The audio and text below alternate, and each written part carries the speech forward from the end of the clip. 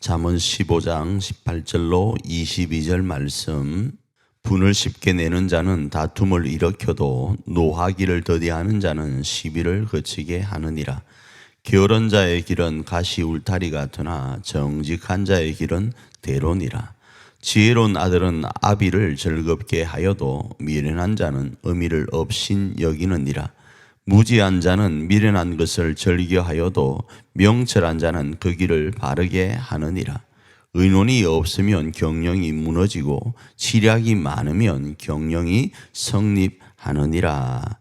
우리가 지금 살펴보고 있는 잠언 15장 말씀은 어제 제가 이런 말씀을 드렸습니다. 하나님이 기뻐하시는 자의 삶은 지혜로운 자의 삶인데, 그 기뻐하시는 모습은 지혜자는 하나님의 뜻을 쫓고 알려고 하는 사람, 그러나 악인은 하나님의 뜻을 역불로 거스르려고 하는 사람이고, 평인은 하나님의 뜻을 찾지도 않고 이곳저곳에서 머뭇거리고 있는 사람이다. 이런 말씀을 나누었습니다.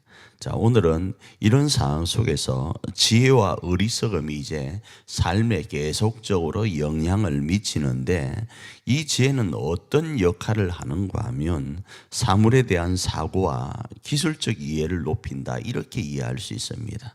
아울러 사람과의 관계 속에서도 그 관계를 어떻게 진행할지를 알려주는 능력이 된다, 이렇게 이해할 수 있어요. 그래서 한 인격자로서 어떻게 인생을 살아야 되는지, 통찰력을 어떻게 가져야 되는지를 무엇으로 알 수 있는가? 이 지혜로 알 수 있는 거예요.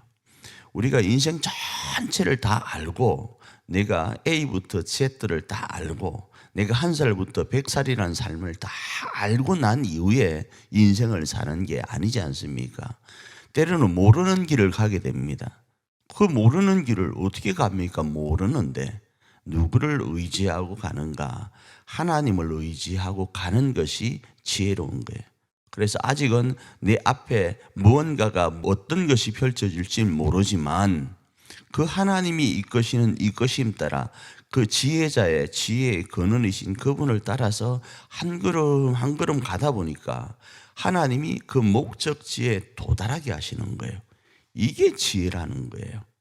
그래서 인격자로서 어떻게 내가 인생을 살아야 하는지, 통찰력을 가져야 하는지를 어떻게 하는가?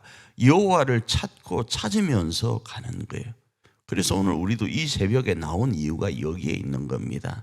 단순히 종교생활과 의식적인 모습에서 아침에 1시간을 하나님께 안 드리면 뭔가 찝찝해서가 아니라, 오늘 하루를 무엇으로 시작할 것인가? 여호와로 시작하려고 하는 거예요. 여호와께서 주시는 말씀을 가지고 오늘 하루를 시작하려고 하는 거예요. 그래서 어제도 비슷한 말씀, 그제도 비슷한 말씀, 오늘도 다 비슷한 말씀일 거예요.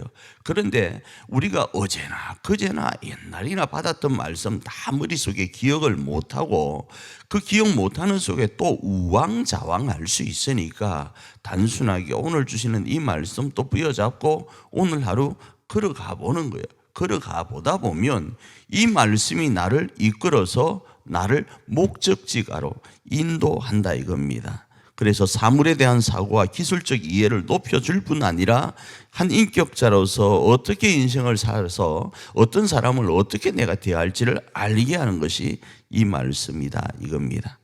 자, 그런데 이렇게 이 지혜가 우리 가운데 이런 삶을 살도록 할 때에는 그 영역이 오늘 본문에서 등장을 하는데, 언어 생활에서 이 지혜가 탁월한 역할을 한다, 이렇게 말씀을 하고, 또 관계성에 있어서 제일 먼저 사람이 태어나면 관계를 맺는 게 뭔가 하면 부모 자식 간이잖아요.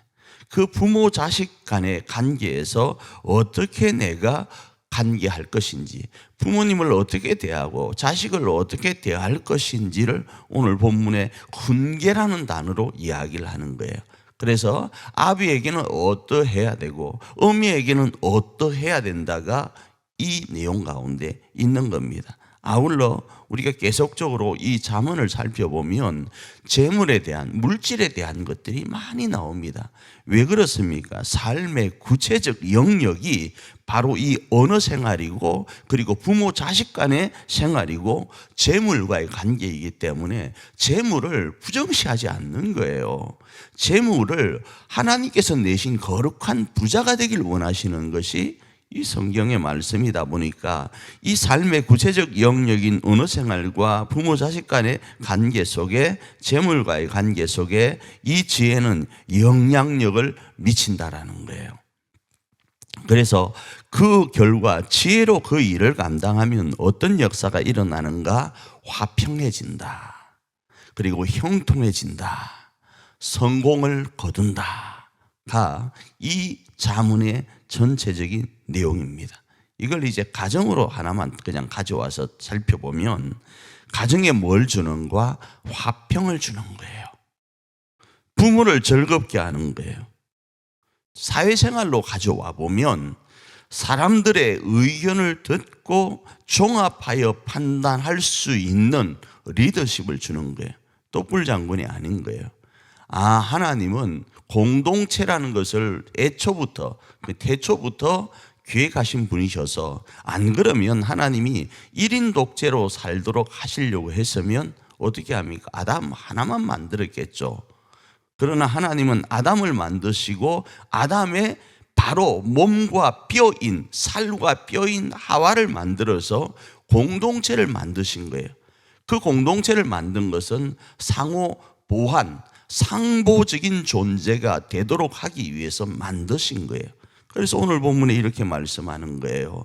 많은 사람들의 의견을 청취해서 그걸 가지고 종합적으로 판단하는 사람은 어떻다고요? 경영이 무너지지 않는다고 22절에 말씀을 하는 겁니다. 이런 일련의 모든 것들이 뭐라고요? 바로 지혜와 관련이 되어 있고, 이 지혜는 하나님의 말씀을 듣는 것, 여호와의 말씀을 듣고 여호와를 경외하는 것으로부터 시작됨을 알고, 오늘도 이 지혜와 함께 오늘 하루를 살아서 그 결과인 화평과 형통과 성공의 주인공이 되는 저와 여러분이 되기를 축복합니다.